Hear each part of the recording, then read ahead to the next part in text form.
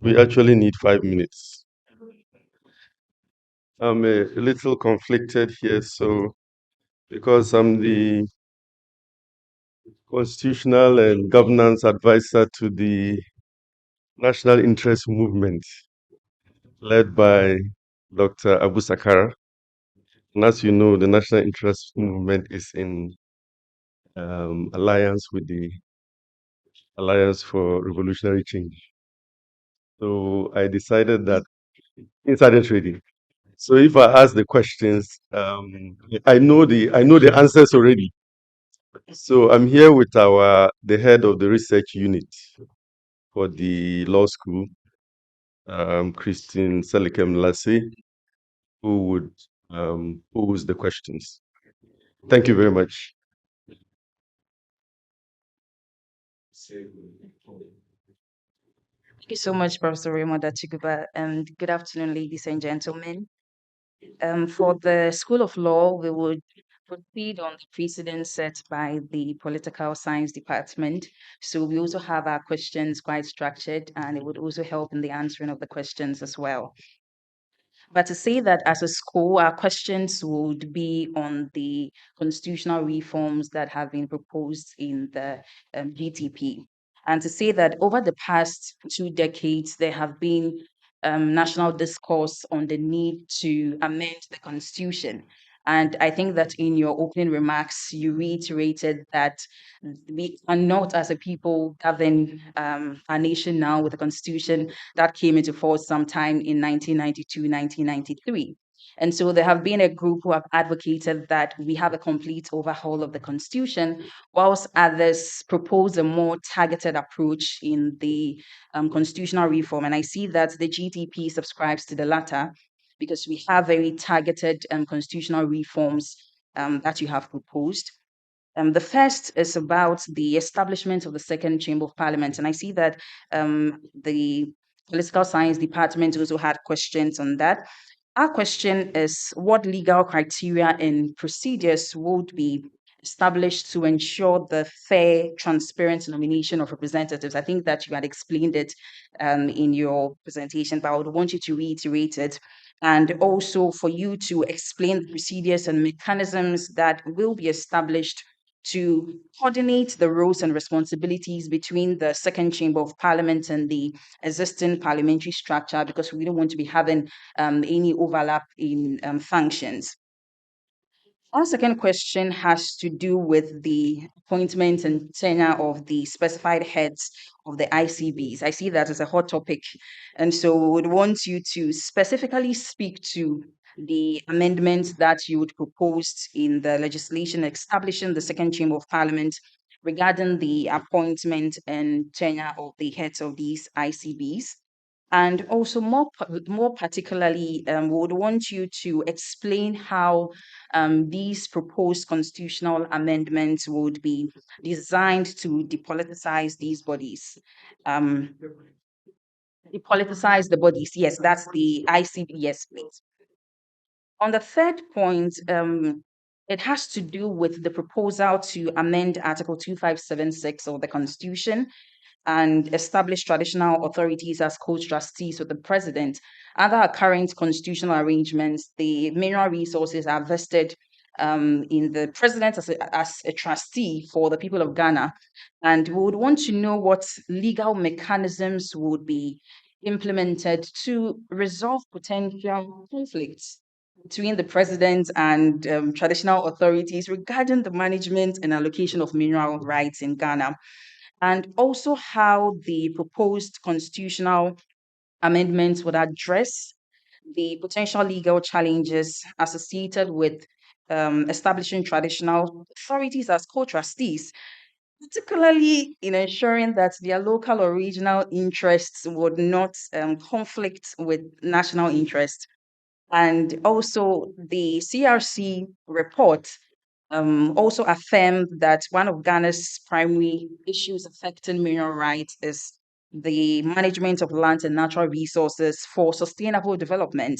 And so we would want to know how the inclusion of traditional authorities as co-trustees would address the issue of mismanagement of our mineral resources.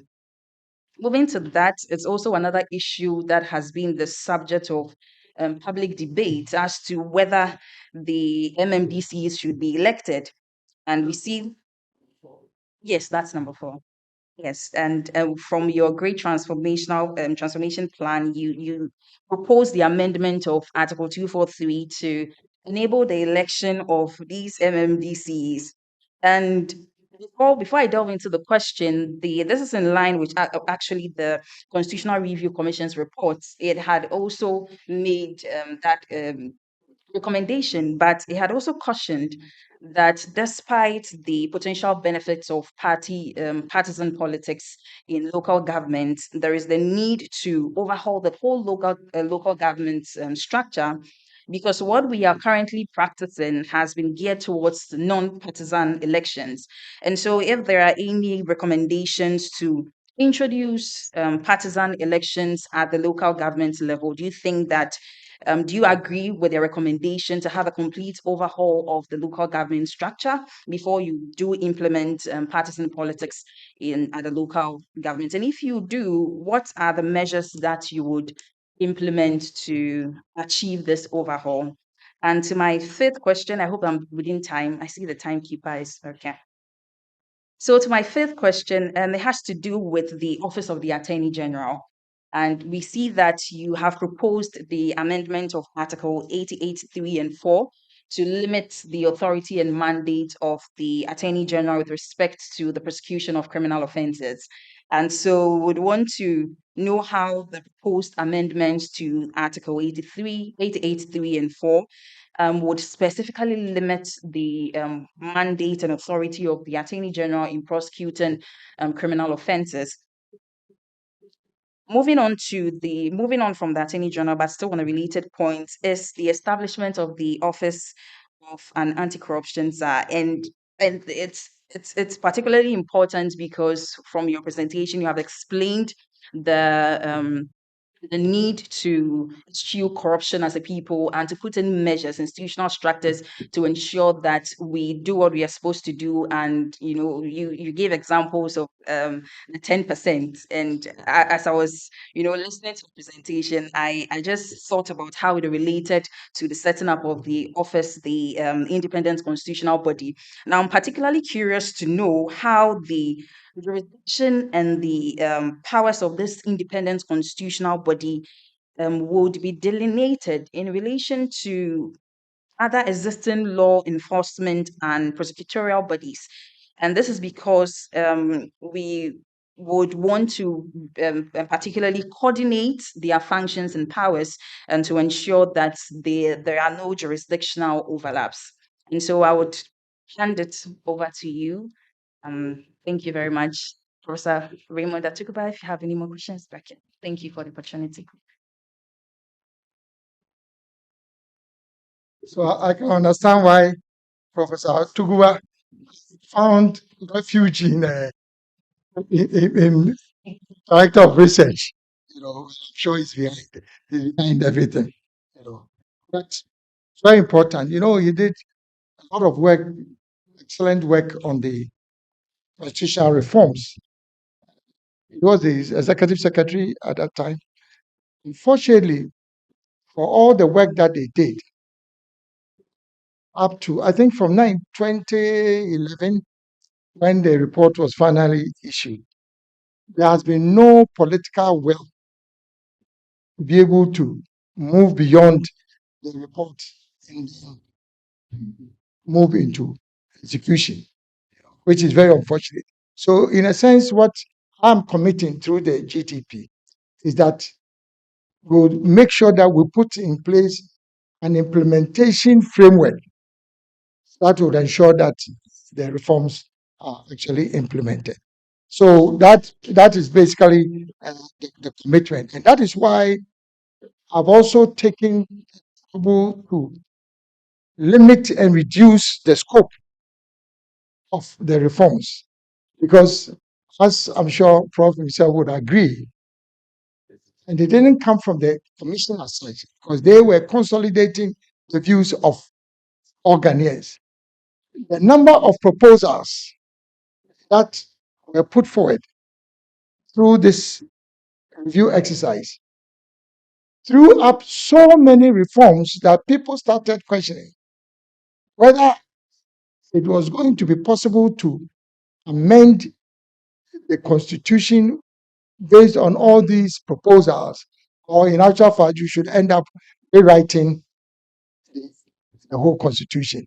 Because in law, once you end up having a substantial revision of the provisions in any legislative document, then obviously you might as well introduce new legislation. So that has always been part of the problem. The other problem had been consolidating and having consensus on some of these critical reform proposals. But I don't need to wait to become president. I'm saying that I've looked at all the proposals. These, for me, are the most critical ones, and I prefer to commit my presidency to ensure that we move forward with these reforms. So, on that basis, um, I think the School of Law wants to know to the extent that the second chamber can be operationalized in terms of the procedures and mechanisms to avoid overlaps also between what we call the first chamber or main parliament now. That I think that we didn't get into the details because at this stage it is the principle for establishing the second chamber. But when we come into the second volume, which I was talking about, which is the implementation modalities, that is when we flesh out all the elements of second chamber. But at least it is clear that we've identified the key responsibilities of the second chamber, which includes making sure that there is oversight and control over executive action, which currently is not optimal, looking at the constitution as it stands. So, Madam, implementation modalities in the scheme for that will spell out all the. But in terms of overlap, the main chamber will still have responsibility for legislation, but a significant part of what the second chamber will do is transferring the responsibility of the council as they are now into the second chamber. But the nature of the second chamber would give it more power. Because if, for example, they have the authority to nominate or make recommendations for the appointment of the Electoral Commission, which is one of the ICBs, then it limits government's capacity to be able to determine and control the position of the Electoral Commission. Now, number two was the appointment of heads of ICBs and making sure that we don't politicize the appointment. But that is exactly the reason why we are moving the appointment of the heads of these ICBs to the second chamber. Because when you say politicizing, then it is because in the current dispensation, it is the executive that does the appointment, albeit in consultation with the Council of State. So once you're moving that responsibility of appointment from the politicians, as it were, then you are depoliticizing it. Because in the second chamber, the kinds of characters there, they belong to different parties. Anyway, they belong to different parties. And they have, based on their representation of stakeholder groups, they have a different mindset as to what they are looking for. So that is the basis for depoliticization. Number three is keeps traditional authorities becoming co-trustees of mineral resources. It's one of these things that this uh, this afternoon, I've been making reference to.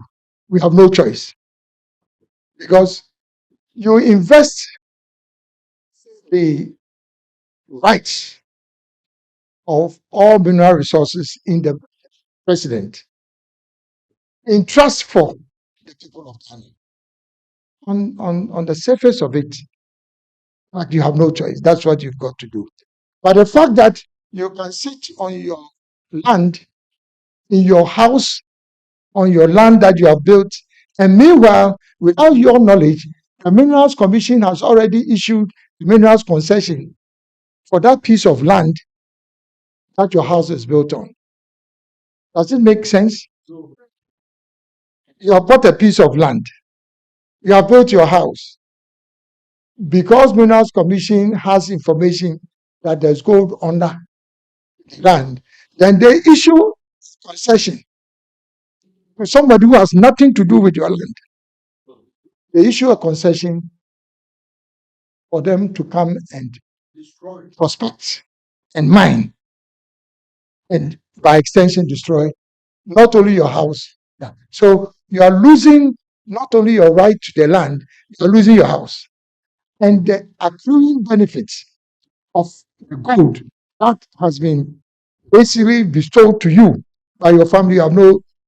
And meanwhile, the Minerals Commission, an official is sitting there, he has given that concession to Odike through fraudulent means, for example. So you benefiting from that as against the owner himself, at least being part of it, which is better. Being part of it. So that is what we mean by having traditional authorities, again, also on behalf of their own people. This thing about president having a co-trustee or trustee on behalf of the people, it is too ambiguous that he is trustee for all mineral resources. So, but if the traditional authorities are co-trustees, because the land belongs to the stools, and they can give you a lease, an individual. So if you want to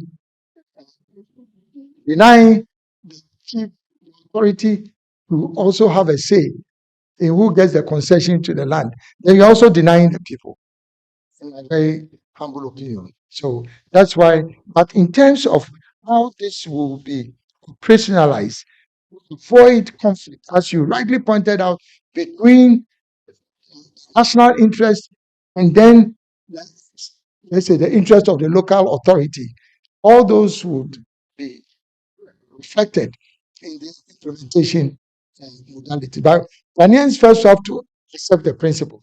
We want mineral rights to be vested only in the president, and he delegates that right and responsibility to Minerals Commission, and Minerals Commission decides what they want to do. Is that the kind of regime that we want?